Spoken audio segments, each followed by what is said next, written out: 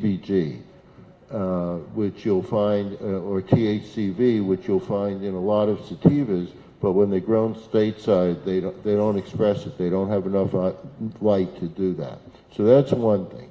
The second thing is you can buy reptile lights for your indoor garden and use about 10 watts per square foot. It says 12, like reptiles need UV light in order to function well. So people have snakes and lizards and stuff. So they sell reptile lights in the pet shops. And these reptile lights will say 5x UV, 10x UV. Get the one that has the highest XUV and use about 10 watts per square foot.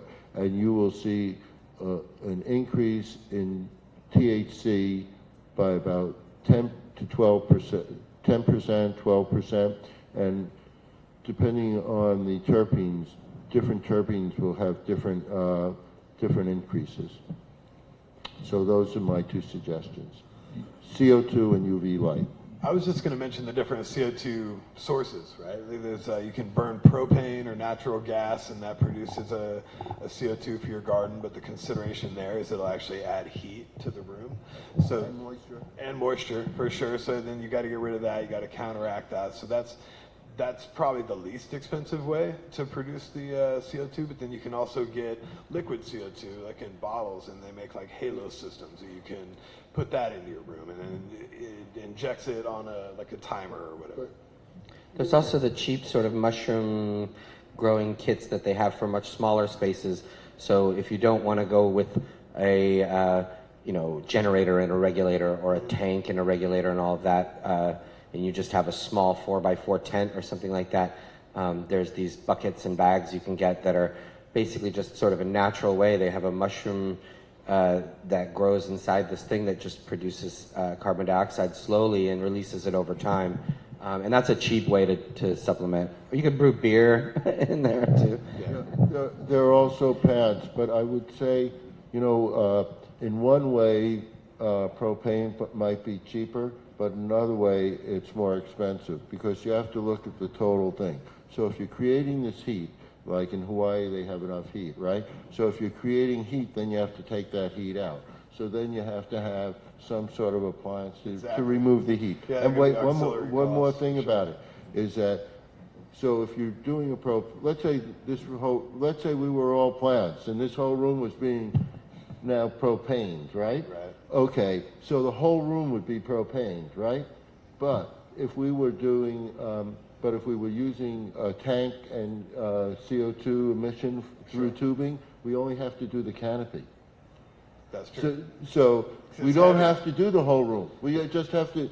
We only care where the plants are, right? Yeah. So we can direct that CO2 directly to the plants and not the whole room. So even though the CO2 is a little more expensive, you're using less of it.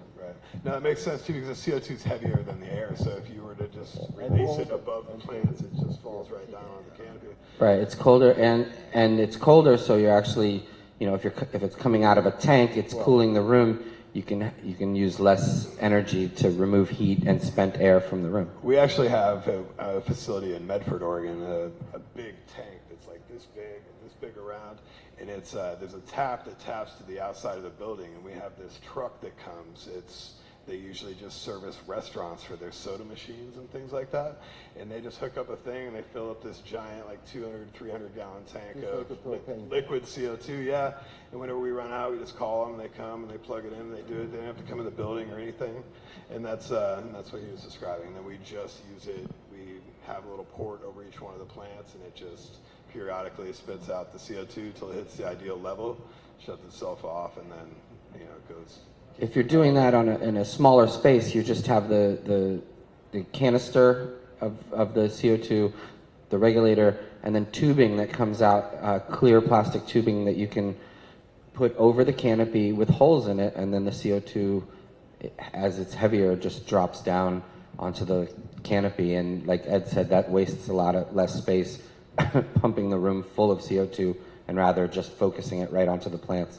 I think the standard is you can expect like 10 to 20% more yield when you use CO2 as to not using it. Would you say more than that? Sometimes more, I would say. Especially, the thing about CO2 is that you can't measure it except with a meter, right? So you don't know what's going on in your room. And if the space goes down, when the amount of CO2 in a space goes down, then plants have a harder time gathering it. So photosynthetic rate goes down. So you can have up to a 40% increase with CO2.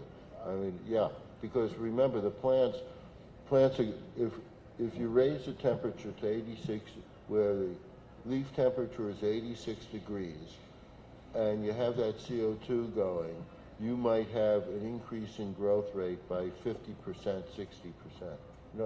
No doubt about it. Major changes. And if you look in Marijuana Growers Guide, at the opening of the CO2 chapter, I have a photo of a plant growing outdoors. And this was a gigantic plant, and half the plant, there was a water heater that was outside the building that half the plant was getting the CO2 from the water heater, and the other half wasn't. And this is outdoors, right? So it's the same, it's the ideal controlled experiment. It's the same plant, same sunlight, same everything, and half the plant is robust and the other half isn't. And this is outdoors. That's pretty solid data. Yeah, you can just see it. Bobby? To do it, you'll have to buy a grower's handbook. Cool. Well, let's before we got about 20 minutes or so left. Before we start opening up to questions, obviously we want to finish out the cycle. So let's talk a little about harvesting and curing. All right. Well, obviously, marijuana is an annual. It grows, yearly. Drops seed in the fall when we would normally be harvesting it. Drops the seed. The seed's underground through the winter. Spring comes, and the seed sprouts and grows. That's the vegetative stage. We mimic that indoors by having 18 to 20 to 22, sometimes 24 hours of light per day over those plants. Then indoors, we want to create the fall. So we cut it back to 12 hours of light and 12 hours of darkness, making sure never to interrupt the darkness. If you want to interrupt the light with darkness, it's not the worst thing in the world, but never interrupt that dark 12 hours with any light. And then the plant is in its flowering stage. This typically takes about 60 days, depending on the strain. Now, as you're approaching harvest, with a week or two before harvest, you want to start sort of flushing the plants with either a milder solution or just plain pH-balanced water to leach some of that excess nutrient out. And you'll see the plant start taking on some fall coloring. It'll yellow and the leaves will start turning red and all types of different colors. And that's okay. That's like chlorophyll leaving the plant in those last week before you plan to harvest. It's not really affecting yield as much as it's making for a better product in the end. You can't just rely on what the seed company tells you. If it says 8 weeks flowering time, you really want to get a loop and get in there and really get close and look at the actual gland head to determine peak ripeness. Different people have different ideas of what they want, but basically that gland head starts off as clear. It becomes bulbous, but it's clear, and then as it begins to ripen, it goes to cloudy within that gland head, and eventually it'll turn amber, golden looking inside, reddish amber. And so and different glands will be at different stages, but I recommend for people to harvest when it's about mostly cloudy with a little bit of amber, and not a lot of clear glands. And that's kind of like peak harvest. Some people let it go a little longer to a little more amber. It's a little more of a lethargic high sometimes if you let it go a little longer. A lot of people take their plants down too soon. That's really more often they're taking them down too early than taking them down too late. But like I said, you can't rely on the red hair ratio or any of those other things. You really want to take a look at the gland and make sure the essential oils are at their peak level of THC production and all that. And that's when you want to cut them down and start the harvesting process. Yeah, it's important to think too that the moment you cut them down, they don't just stop developing. It's almost like pulling a hot steak off the grill or something. It's going to keep cooking for the next few minutes, you know, so you got to kind of time it right.